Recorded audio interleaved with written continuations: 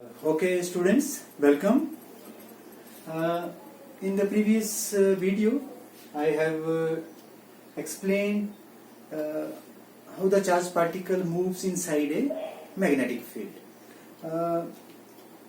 We have seen that if the charged particle is moving perpendicular to the magnetic field, then the path followed by the charged particle is circular in shape.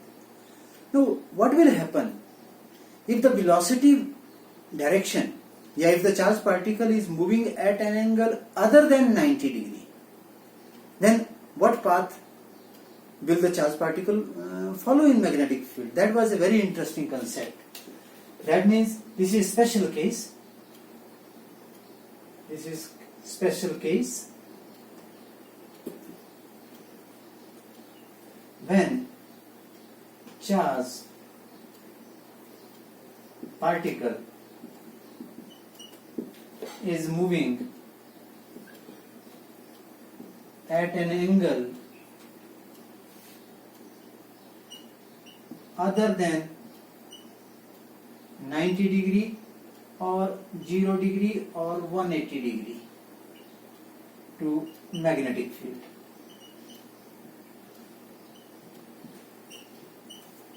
If I ask you, what will be the force on the charged particle when the charged particle is moving parallel to the magnetic field or anti-parallel to the magnetic field?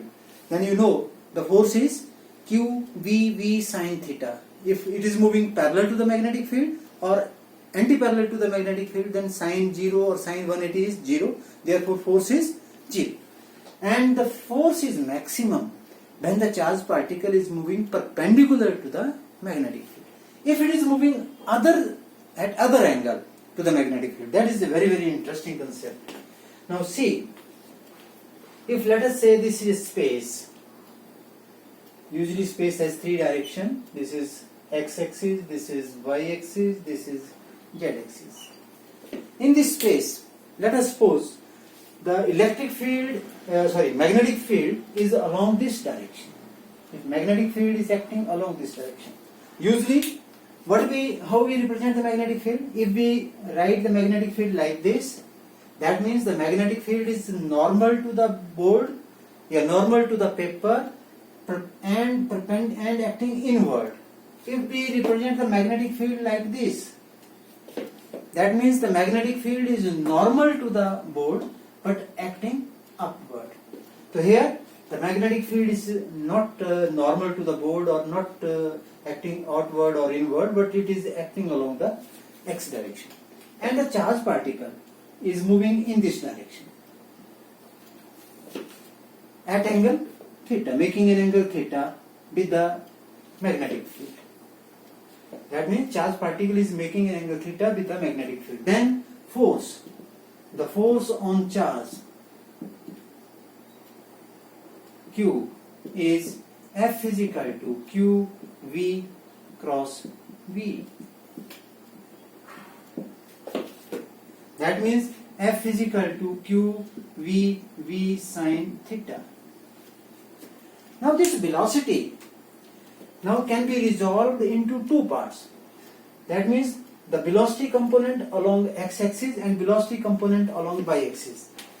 इस velocity का component इस तरफ को v cos theta होगा और इस b का component इस तरफ को v sin थीटा होगा। ये हमने रेजोल्यूशन ऑफ वेक्टर्स पढ़ा है कि हम एक वेक्टर को उसके कंपोनेंट में ब्रेक कर सकते हैं। इस वेक्टर v का इफेक्ट इस तरफ को v cos थीटा होगा और इस तरफ को v sin थीटा होगा। क्लियर हो गया? तो इस तरफ को वेलोसिटी कितनी है? v cos theta.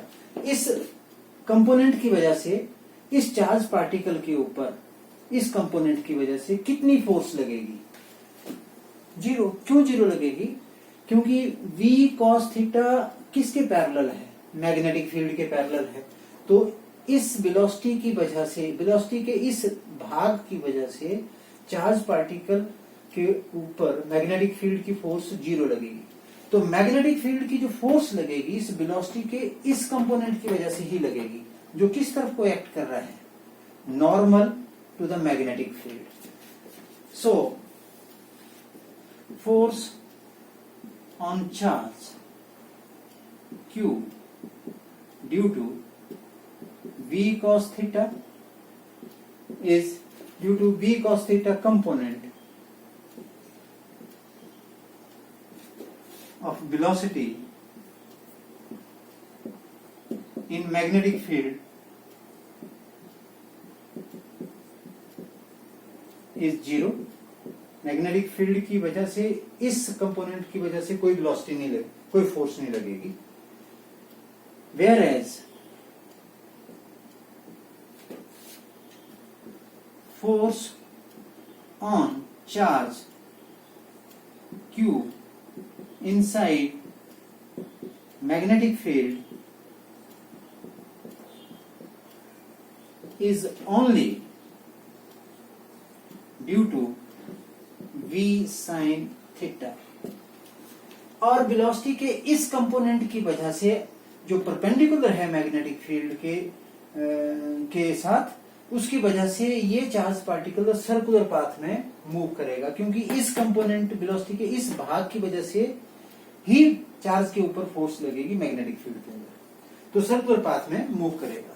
तो आपने पहले हमने निकाला था, इसके लिए फार्मूला निकाला था रेडियस के लिए, वहां पे हमने निकाला था, रेडियस के लिए भी निकाला था और टाइम पीरियड के लिए भी निकाला था। तो रेडियस का फार्मूला यदि आप देखें तो हमने r इज इक्वल टू किसके बराबर निकला था, वहां पे हमने फार्मूला निकाला था, यदि भूल जाए तो हम लिख सकते हैं q B v m B square upon r.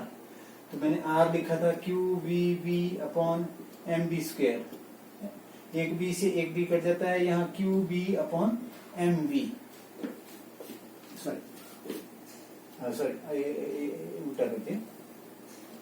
तो r इज इक्वल टू, ये r यहां चला जाएगा, m B upon q B, ये आता है हमारे पास r का value, r is equal to M v। अब v कितना है इस केस में, जब बॉडी एंगल थीटा के ऊपर, तो वेलोसिटी का सिर्फ वही कंपोनेंट जो इस तरफ को है, कितना कंपोनेंट है वो v sin थीटा, यही घुमा रहा है यहाँ पे, v sin theta upon q B, ये रेडियस होगा सर्कुलर पाथ का। और टाइम पीरियड कितना होगा वो भी हमने निकाला है, टाइम पीरियड कितना होता है 2 पाई आर अपॉन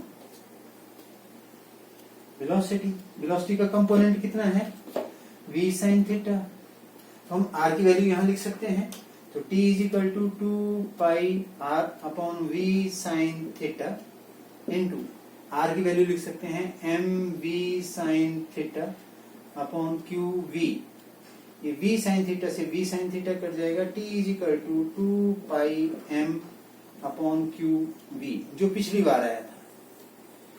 तो यहाँ एक बड़ा इंटरेस्टिंग लगेगा कि ये जो वेलोसिटी का ये जो कंपोनेंट है, ये इस चार्ज को कैसे पाथ में घुमाएगा, कैसे पाथ में घुमाएगा, सर्कुलर पाथ में घुमाएगा। लेकिन ये जो वेलोसिटी का ये जो कंपोनेंट है, ये चार्ज को किस तरफ ले जाएगा, ये आगे को ले जाएगा, क्योंकि ये आगे को, क्योंकि वेलोसिटी इस तरफ को भी है चार्ज पार्टिकल की। तो चार्ज पार्टिकल कैसे मूव करेगा, चार्ज पार्टिकल मूव करेगा सर्कुलर पाथ में, ऐसे ऐसे आगे भी जा रहे हैं और साथ में सर्कुलर पाथ में भी घूम रहा है। तो आप देख रहे हैं कि जो चार्ज पार्टिकल है वो आगे किस वेलोसिटी की वजह से जा रहा है, v cos थीटा की वजह से, और सर्कुलर पाथ में किस वेलोसिटी की वजह से घूम रहा है, v sin थीटा की वजह से। इसका मतलब है कि यदि चार्ज पार्टिकल एंगल थीटा के ऊपर मूव करे मैग्नेटिक फील्ड्स के साथ, तो वो कैसे पाथ में घूमता है, इस तरह के पाथ। इस पाथ को क्या बोलते हैं, इस पाथ को बोलते हैं हेलिक्स। तो हेलिकल, तो इसका मतलब है charge particle when moving inside the magnetic field at an angle theta follows the helical path. So the path of charge particle is helical. Helical आपने देखा होगा, जैसे स्प्रिंग होता है हमारे पास जो पहले जो इसको हम पेन बोलते हैं, वॉल पेन बोलते हैं, उसमें स्प्रिंग होता था जिसमें हम दबा करके टच की आवाज उससे निकलती थी। That path is called, that spring path is called helical path. Okay, अब इसके बाद जो हमारे पास, जिसकी बात मैंने आपको कहा था कि यदि हमारे पास दोनों ही फील्ड हो और उसमें चार्ज पार्टिकल मूव करे, ये तो आपने देख लिया कि इलेक्ट्रिक फील्ड के अंदर यदि चार्ज पार्टिकल में मूव करना है तो वो पैराबोलिक पाथ में मूव करता है, मैग्नेटिक फील्ड में मूव करना हो तो वो सर्कुलर पाथ में मूव करता है, और यदि मैग्नेटिक फील्ड में एंगल अदर देन 90 डिग्री में मूव करना हो, other than 0 degree, other than 180 degree, तो वो हेलिकल पाथ में मूव करता है। अब यदि कोई चार्ज पार्टिकल इलेक्ट्रिक फील्ड में भी हो और मैग्नेटिक फील्ड भी हो, दोनों में हो, तो कैसे मूव करेगा? तो this is very important concept, motion of charge in presence of both electric field and magnetic field.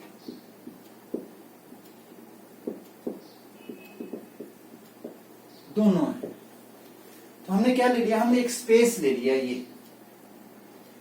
ये दो प्लेट्स हैं। मैंने इन प्लेट्स को, इस प्लेट को पॉजिटिवली चार्ज कर दिया, इस प्लेट को नेगेटिवली चार्ज कर दिया। तो इस स्पेस में यहाँ पे क्या है? फिर हमारे पास क्या मौजूद हुई? यहाँ पे इलेक्ट्रिक फील्ड है। इलेक्ट्रिक फील्ड की डायरेक्शन किस तरफ को होती है? पॉजिटिव से नेगेटिव प्लेट की तरफ को। तो इलेक्ट्रिक फील्ड है यहाँ पे। इसी स्पेस में हमने मैग्नेटिक फील्ड भी लगाई है। मैग्नेटिक फील्ड किस तरफ को लगाई है? ये क्या बताती है? ये मैग्नेटिक फील्ड कैसी है? मैंने आपको बताया था कि यदि क्रॉस हो तो मैग्नेटिक फील्ड कैसी होती है? तब magnetic field normal to the plane of the board, अंदर की तरफ को, परपेंडिकुलर एंड अंदर की तरफ को, जैसे मेरा ये पेन है, अंदर की तरफ को, ऐसे है मैग्नेटिक फील्ड। इस स्पेस में इलेक्ट्रिक फील्ड भी है, मैग्नेटिक। इलेक्ट्रिक फील्ड किस तरफ को है? ऊपर से नीचे की तरफ को, ऊपर से नीचे की तरफ को। और मैग्नेटिक फील्ड किस तरफ को है? अंदर की तरफ को, लाइक दिस, इस तरह से। क्लियर हो गया? तो यहाँ चार्ज पार्टिकल है। ये हमारे पास हमने एक गन ले ली जहां से चार्ज पार्टिकल निकलता है। ये चार्ज पार्टिकल आता है यहां से। अब जब ये चार्ज पार्टिकल इस स्पेस के अंदर पहुंचेगा तो यहाँ पे क्या होगा? उसके ऊपर इलेक्ट्रिक फील्ड भी फोर्स लगाएगी और मैग्नेटिक फील्ड भी फोर्स लगाएगी। तो हम मान लेते हैं कि Q जो है वो चार्ज है, Q इज द चार्ज। तो therefore force due to electric field कितनी होगी? Force due to electric field is F is equal to, मैंने बहुत बार फार्मूला बताया है। फार्मूला क्या है? F is equal to Q into E। और इस फोर्स की डायरेक्शन किस तरफ को होती है? जिस तरफ को इलेक्ट्रिक फील्ड। जैसे मान लीजिए ये चार्ज जब यहाँ आएगा, क्योंकि चार्ज पॉजिटिव चार्ज होता है, तो ये किस तरफ को फोर्स लगेगी? इसके ऊपर नीचे की तरफ को लगेगी। ठीक है, इलेक्ट्रिक फील्ड इसको नीचे की तरफ को पुश करेगी, right? If this charge is moving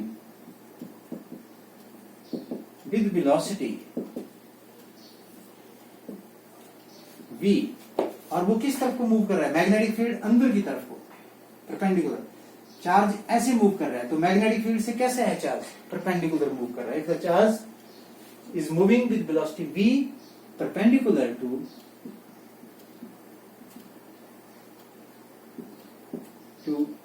magnetic field, perpendicular to v का मतलब है मैग्नेटिक फील्ड, देन फोर्स किसके बराबर होगी? Q v cross v। ये क्या होता है? v क्रॉस v, हम बार बार मैंने आपको बताया, Q v sine theta.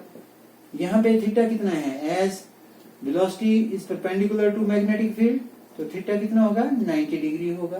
Sign 90 कितना होता है? 1 होता है। Therefore F is equal to Q v as sine 90 कितना होता है?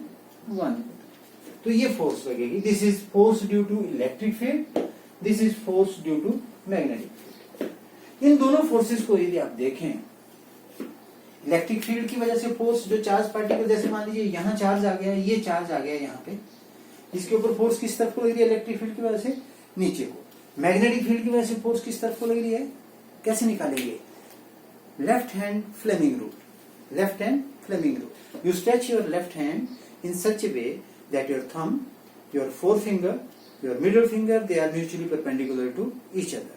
if the forefinger points in the direction of magnetic field and this middle finger points in the direction of velocity, then the direction of the force is given by thumb. Now see, where is the magnetic field? Magnetic field is in this direction, downward, अंदर की तरफ को। और देखिए velocity किस तरफ को है, चार्ज किस तरफ को जा रहा है, इस तरफ को। देखिए मेरा hand, you can see my hand, magnetic field अंदर की तरफ को, वेलोसिटी इस तरफ को, फोर्स किस तरफ को लग रही है, अपवर्ड डायरेक्शन में। तो जो फोर्स है that is acting in the upward direction. किसकी वजह से फोर्स? मैग्नेटिक फील्ड की वजह से। और इलेक्ट्रिक फील्ड की वजह से फोर्स किस तरफ को लग रही है? डाउनवर्ड डायरेक्शन में। तो इसको मैं एफ एम वर्ड यूज करता हूं और इसको मैं एफ ई वर्ड यूज करता हूं। इसका मतलब force due to electric field, force due to magnetic. अब इस चार्ज के ऊपर दोनों फोर्स लगा रहे हैं, electric field downward, magnetic field upward. अब आपने इलेक्ट्रिक फील्ड और मैग्नेटिक फील्ड की वैल्यू को ऐसे एडजस्ट करना है कि जो फोर्स है इलेक्ट्रिक फील्ड की वजह से और मैग्नेटिक फील्ड की वजह से इस चार्ज के ऊपर वो बराबर हो जाए, that becomes equal. The value of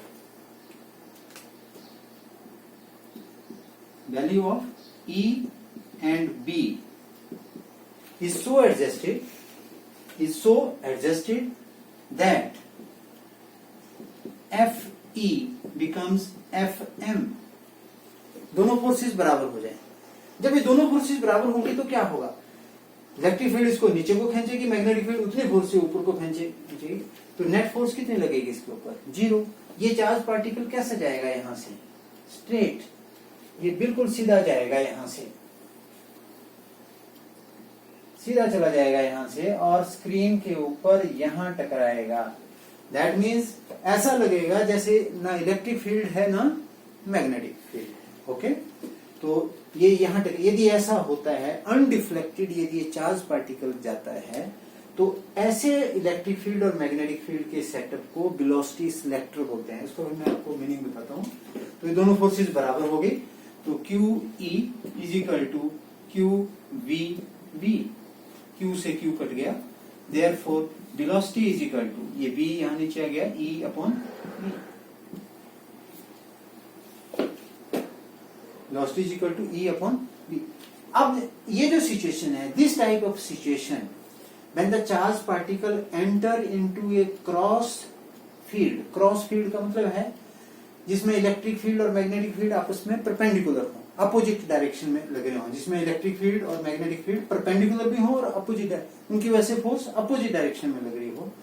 ऐसी सिचुएशन में जब चार्ज पार्टिकल अनडिफ्लेक्टेड उसमें से पास कर जाए, that setup is called velocity selector.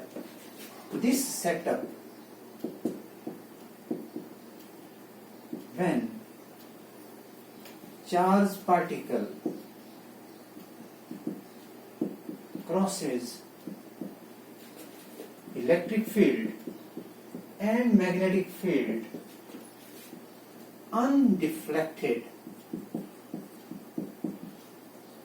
is known as velocity selector।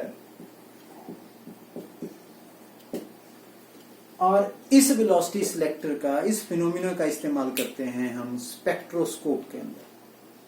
Spectroscope क्या होता है? स्पेक्ट्रोस्कोप एक ऐसा डिवाइस होता है जिसमें हम डिफरेंट आयंस को सेपरेट करते हैं। जैसे हमारे पास प्रोटॉन्स हैं, हमारे पास इलेक्ट्रॉन्स हैं, हमारे पास ड्यूट्रॉन हैं, या अलग अलग आयंस हैं हमारे पास। यदि उन आयंस को आपने सेपरेट करना हो तो आप इस वेलोसिटी सिलेक्टर का इस्तेमाल करते हैं।